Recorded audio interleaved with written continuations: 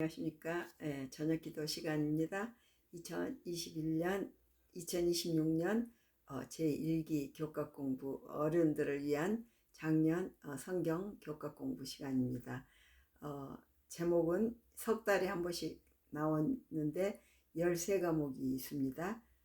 총 제목은 하늘과 땅을 하나로, 빌립보서와 고로새서에 계시는 우리 예수님, 하나님의 손과 우리의 손을 붙잡고 계시는, 연결해 주시는 우리 예수님에 대해서 공부해 왔습니다. 이제 13과까지 소제목을 보겠습니다. 오늘 12과 서로 함께하는 삶인데요.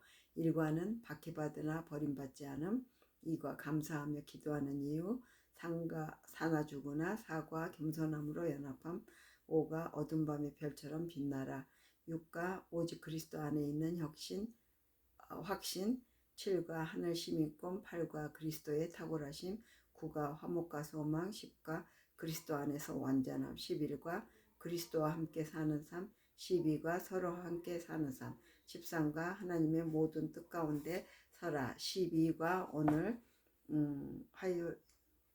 화요일입니다. 수요일입니다. 오늘 서로 함께 사는 삶.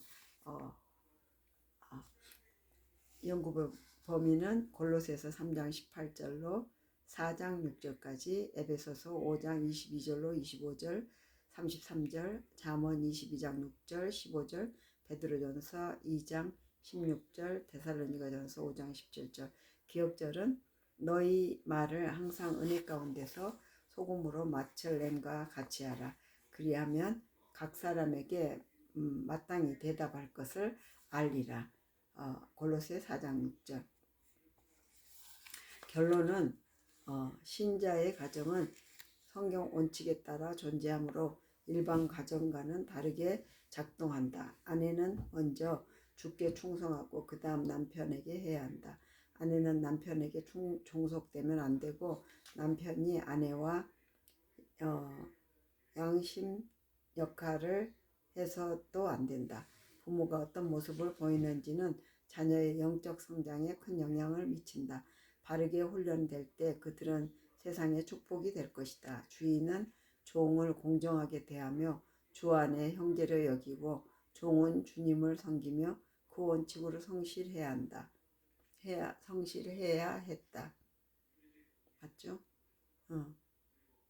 기도는 관계와 상호작용을 위해 하늘이 주신 방법이기 때문에 바울은 기도를 강조했다. 하나님의 지혜는 우리의 언행에 나타나야 하며 그것은 성령의 감화와 은혜를 담은 것이어야 한다. 네, 제가 지금 조금 지난 이야기를 하고 있습니다. 오늘 맞나요? 오늘이 18일인데 3월 18일. 예, 맞네요. 잘 제대로 읽었어요. 예,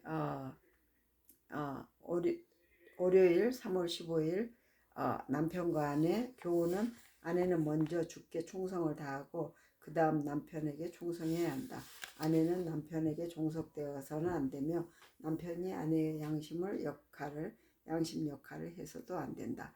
화요일 부모와 자녀. 부모가 어떻게 소통하고 훈육하는지는 자녀의 영적 성장에 큰 영향을 미친다. 교훈과 모본을 통해 바르게 훈련된 자녀는 가정, 교회, 사회의 축복이 될 것이다. 네, 화요일 직업관계. 교회에서 종의 첫째 섬김의 대상은 주님이었다.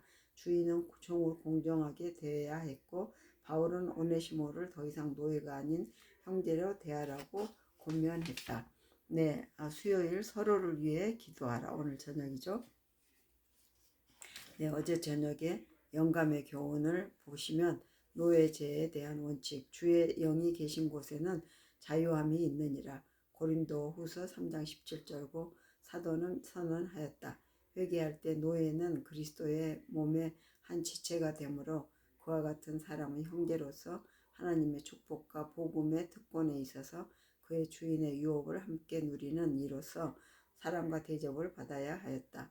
반면에 종들은 그들의 의무를 수행하되 눈가림만 하여 사람을 기쁘게 하는 자처럼 하지 말고 그리스도의 종들처럼 마음으로 하나님의 뜻을 행하여 에베소 6장 6절 행하여야 하였다. 사도행전 459쪽. 네, 오늘 수요일 서로를 위해 기도하라. 골로새서 4장 2절로 4절을 읽어보라. 이 구절에서 기도에 관한 어떤 원칙을 발견할 수 있는가? 바울은 무엇을 위해서 기도하라고 요청하는가? 가족, 건강, 돈 등의 다양한 문제로 어려운 가운데 있는 사람에게 우리가 할 수 있는 말 가운데 가장 중요한 말은 바로 당신을 위해 기도하고 있습니다. 이것은 관계와 상호작용을 위해 하늘이 주신 방법이다.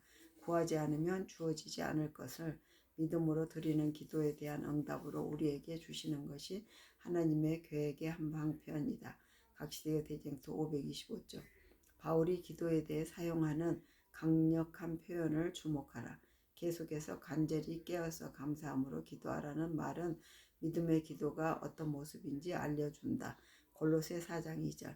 그는 항상 에베소 6장 18절 그리고 쉬지 말고 데살로니가전서 5장 17절 기도하라고 한다. 가장 놀라운 것은 우리가 마땅히 빌 바를 알지 못하나 성령이 말할 수 없는 탄식으로 우리를 위하여 친히 간구하는 사실이다. 로마서 8장 27절, 26절. 골로새서 4장 3절을 다시 읽어보라. 하나님께서는 당신이 믿음을 나눌 수 있도록 어떤 전도의 문을 열어주시는가? 중요한 점은 바울 또한 적절한 말을 할 수 있게 해달라고 기도했다는 것이다. 우리는 바울의 서신이나 사도행전에 나타난 그의 연설을 읽으며 사도 바울은 항상 말이 유창하고 무엇을 말해야 할지 결코 망설이지 않았을 것이라고 상상할 수도 있다. 그러나 그는 여기서 마땅히 할 말 골로새서 4장 4절로 복음을 전할 수 있도록 기도해달라고 요청한다. 여기 사용된 헬라어 데이는 복음을 선포하는 일에 신성한 필요성을 드러낸다. 그는 가이사의 집을 포함하여 로마 정부의 최고위층 사람들에게 기별을 전한다는 사명을 인식하고 있었던 것이다. 네, 기도하기 위하여 언제나 그대의 무릎을 꿇고 있을 필요는 없다. 그대가 홀로 있을 때, 걸어갈 때, 일상생활로 분주할 때 구주와 이야기하는 습관을 기르라. 마음을 끊임없이 하늘로 향하여 도움과 빛과 힘과 지식을 얻기 위하여 조용한 탄원을 올려라. 고음마다 기도가 되게 하라. 치료봉사 510조. 나를 위해서 또 어떤 이의 구원을 위해서 얼마나 많은 기도가 드려지고 있는지 생각해 보십시오. 당신이 기도해야 할 일들을 곰곰이 생각해 보십시오.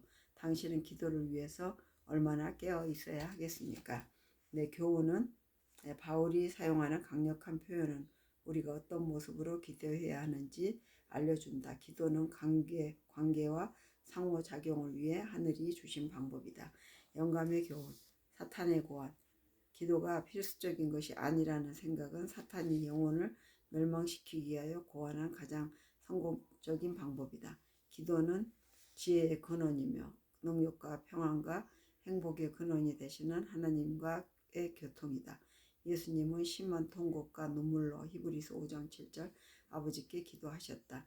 바울은 신자들에게 모든 일에 기도와 간구로 너희 구할 것을 하나님께 아뢰고 쉬지 말고 기도하라.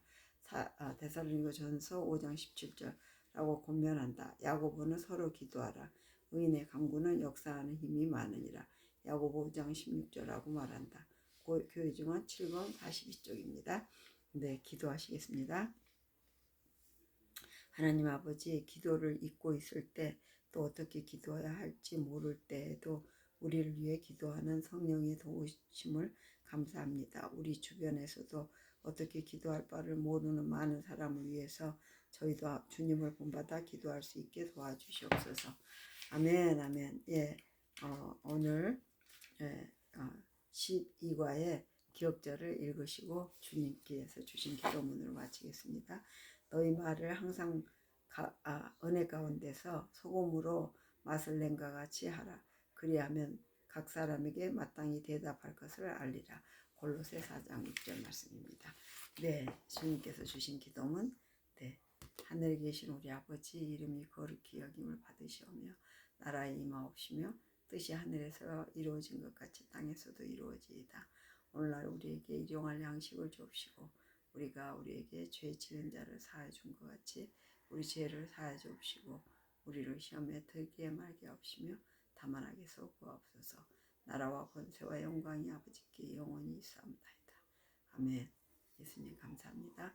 오늘 하루도 주님께서 함께 해주시기를 바라오며 굿나잇, 나잇, 굿나잇. 아멘. May God bless all of you.